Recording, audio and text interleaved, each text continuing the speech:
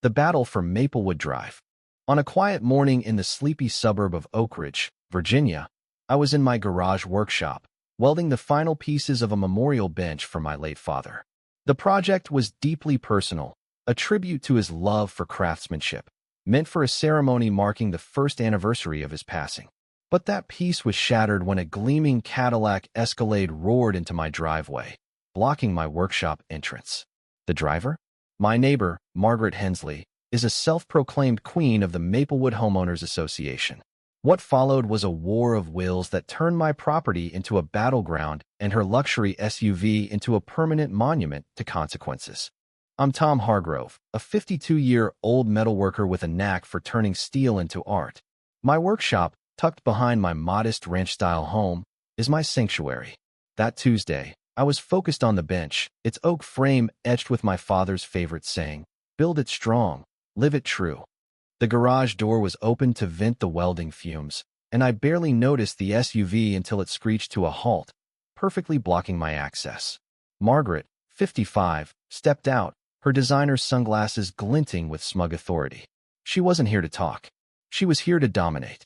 "Morning, Margaret," I said, wiping sweat from my brow, trying to keep things civil. "Your car's blocking my workshop. I need to get my truck out later." Her response was a cold smirk. "This is my spot today, Tom. I run this neighborhood, and I park where I want." I pointed to the clear boundary markers, me driveway's faded asphalt meeting the street, my mailbox with Hargrove in bold letters. "This is my property, Margaret. You can't just block my garage." She laughed, a sharp, dismissive sound. "I'm the HOA president. I decide what's public space around here." With that, she locked her Cadillac and sauntered off, leaving her $90,000 vehicle like a barricade. I was stunned. I'd dealt with difficult clients, but this was next-level audacity. I called my insurance agent, who advised documenting everything: photos, videos, timestamps.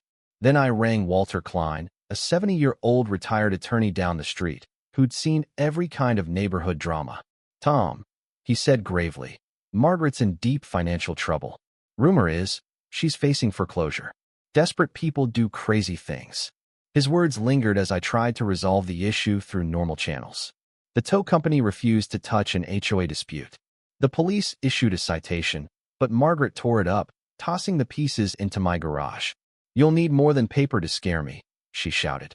That evening, staring at my father's unfinished bench, I realized Margaret wasn't playing by any rules. She'd made this personal, and I was done playing nice. Walter had warned me about her desperation, and now I saw it clearly. She was using her fake authority to bully me, maybe to provoke a reaction she could exploit. I picked up my welding torch, its blue flame sparking an idea. I had a week-long fishing trip planned at Chesapeake Bay, a chance to clear my head. But first, I'd leave Margaret a parting gift she'd never forget. The next day, I hired precision surveys to map my property boundaries. For $900, they delivered a legal report with GPS coordinates and bright blue stakes marking my land. I marched to Margaret's colonial-style house, survey in hand. "Margaret, your car's on my property. Move it so I can finish my father's memorial." She barely glanced at the papers. "I've lived here longer than you, Tom. I know the real boundaries." Her refusal was maddening, but I stayed calm. "This isn't about seniority. It's about the law." For a moment, I thought I saw a flicker of doubt in her eyes, but she slammed the door in my face. The police returned, confirmed the SUV was on my land, and issued another citation. Margaret ignored it. Then, in a move that pushed me over the edge, she hired two burly men to smash my survey stakes, reducing them to splinters in my yard. "Boundaries are what I say they are," she yelled, her voice carrying across Maplewood Drive. My security cameras caught every second, thanks to my insurance agent's advice. Walter, inspecting the damage, shook his head. "She's not just desperate, Tom. She's trying to scam her way out of debt. That Cadillac? It's probably insured for more than her mortgage."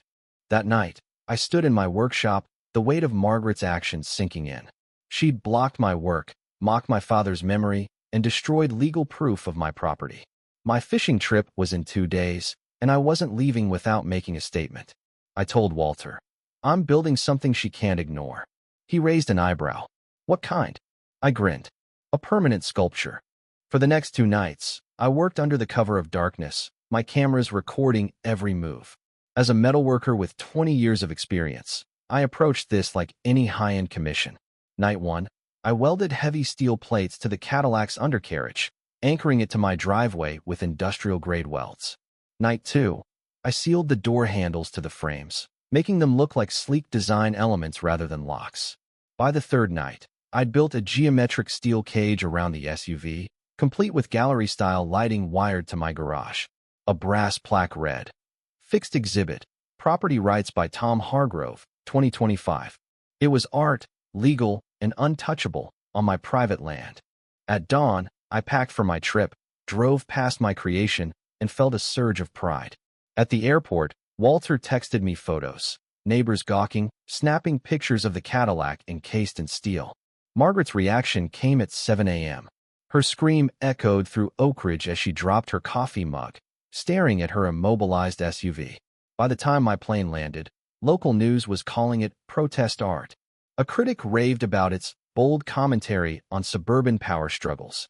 The story went viral, with ex-posts hailing it as genius revenge or gallery-worthy. But Margaret wasn't done. On day 4 of my trip, Walter called, his voice tense. "She broke into your workshop, Tom. Your father's bench, it's gone." Photos showed the bench smashed to bits, my welding gear doused in acid, and fake chemical spills staged to look like violations. Margaret had called a city inspector, claiming my workshop was a hazard. She'd planned it all to shut me down, maybe even file an insurance claim against me. I changed my flight and told Walter to secure the workshop. "She's about to learn what crossing the line really costs," I said. Back home, the inspection was a circus.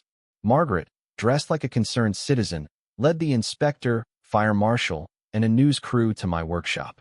"Mr. Larson," she said smoothly, "this man's been storing toxic chemicals, creating fire risks."